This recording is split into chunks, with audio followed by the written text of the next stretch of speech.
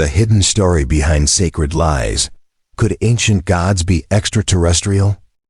Have you ever wondered why the Bible describes things like chariots of fire, wheels within wheels, and a God who walks around and gets angry?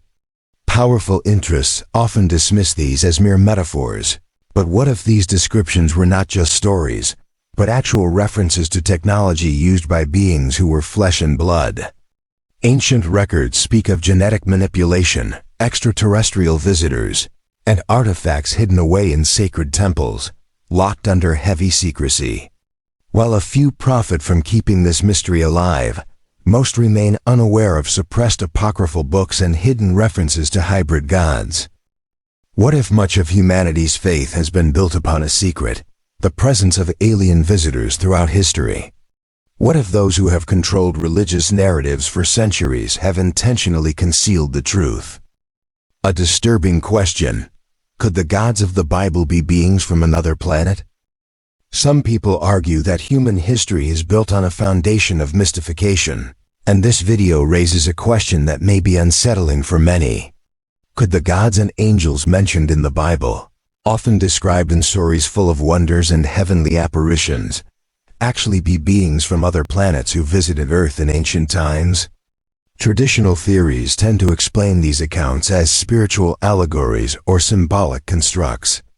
However, some researchers claim there is solid evidence of extraterrestrial contact that has been deliberately manipulated, distorted, and silenced by powerful institutions that control the official narratives. Sacred texts and the technology of the gods. Sacred texts describe angels descending in chariots of fire, divine beings with human needs, and creatures capable of manipulating genetics and technology far beyond what ancient people could comprehend. And it's not just the Bible. Virtually every ancient culture worldwide has similar stories. Entities coming from above, accompanied by fire, dazzling lights, and mysterious rumblings. Could these descriptions be of visitors from other worlds? And how might ancient people, without the technology to understand these encounters, have interpreted them as divine? Does this mean we need to reinterpret these ancient accounts? Or is this just a wild theory? Could it be that what has been labeled religious truth is actually an institutional arrangement meant to keep billions of people locked in a manipulated narrative? The evidence. How academia is supporting the extraterrestrial theory. This theory isn't coming out of nowhere. It is supported by research like that of Francesca Stavrakopoulou, an expert on the Hebrew Bible, who found that early Israelites believed in a tangible God, a being who occupied specific places, almost as if he were a physical presence with boundaries.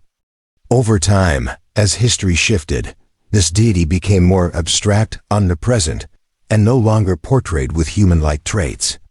But why this drastic change? Another researcher, Betty Kovac, studied Gnostic traditions and apocryphal texts, which are often dismissed by official sources.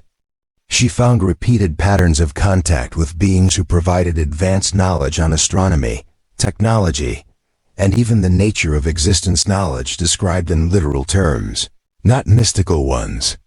Were these accounts intentionally left out of the Bible because they didn't align with the construction of a monotheistic, institutional religion? The push to keep the truth hidden. Over the centuries, religious and political authorities have benefited from more spiritualized versions of these encounters, hiding the real implications of visitors from beyond Earth. By maintaining the idea of an unreachable, ethereal God, they secured a monopoly over the meaning of life. But what if an alternative version of these stories were confirmed? What if it were shown that these divine figures had a cosmic origin? The very foundation of religious and political power could collapse. Could it be that religious and political leaders, both in the past and present, have conspired to keep this information hidden, to preserve their power over humanity? The early depictions of God, a tangible, physical being. Let's take a deeper look at the Bible. In the early days, Yahweh, the God of Israel, was depicted as a tangible, even localized being. Passages like Yahweh came down in a cloud in Exodus 34-5 use Hebrew words that imply literal movement, not a symbolic appearance.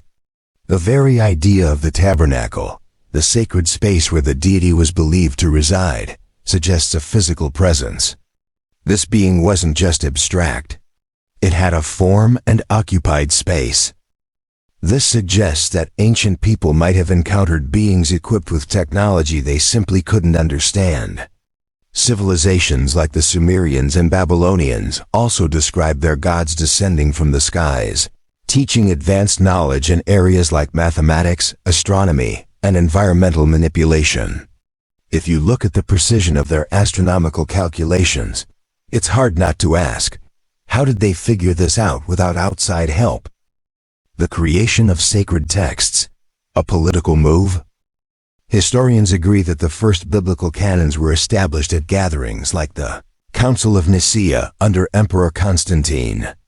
The selection of official books was not just about preserving doctrinal purity. It was also about unifying faith to strengthen political power. Texts that described concrete interactions with celestial beings were discarded, not just due to theological differences, but because they could challenge the Church's role as the sole intermediary between humans and the divine. Could it be that writings like the Book of Enoch, which describe beings known as the Watchers descending to Earth and interacting with humans, were intentionally excluded because they painted a picture of divine beings who weren't gods, but extraterrestrial visitors? The suppressed evidence, hybrid gods, and genetic manipulation. Throughout history, certain texts have been labeled as heretical, yet they contain references to superior intelligences interacting with humanity. Could these beings have been extraterrestrial? And if so, might they have been involved in manipulating human genetics? Gnostic texts describe creation as a project carried out by a group of beings, not just a single deity. Some argue that the sudden leap in human evolution from primitive hominids to Homo sapiens could be explained by a deliberate intervention in our genetic development. The story of the Garden of Eden could even be seen as a lab where these newly modified humans were observed. And what about the sharp decrease in human lifespan after the flood? Before the flood, figures like Methuselah lived for centuries, but afterward, human lifespans were capped at around 120 years. Could this be another sign of extraterrestrial intervention?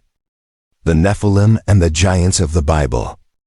Genesis 6-2 describes the sons of God taking human wives, producing the Nephilim giants of old.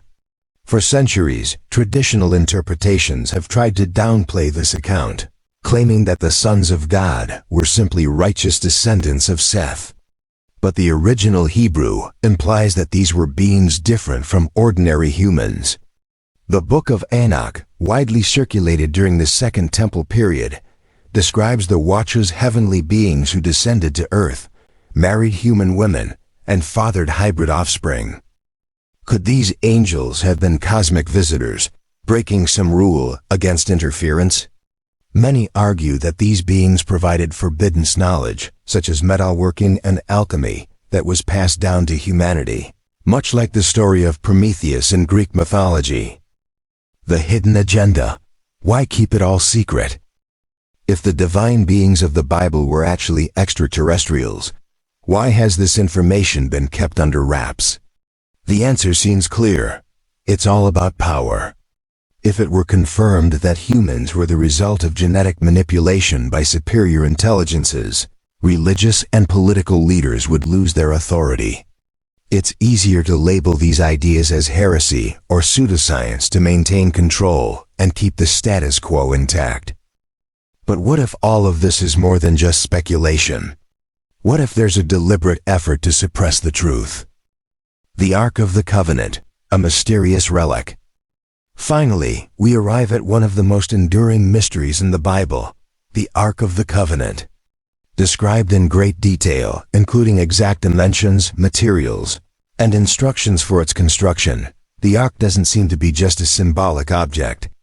It was made from acacia wood, covered in pure gold, with golden cherubim placed on the lid. Could this have been an artifact of extraterrestrial origin? And if so, what does that say about the history of humanity's interactions with beings from other worlds? Stay tuned, because the truth might be far stranger and more powerful than we've ever been told.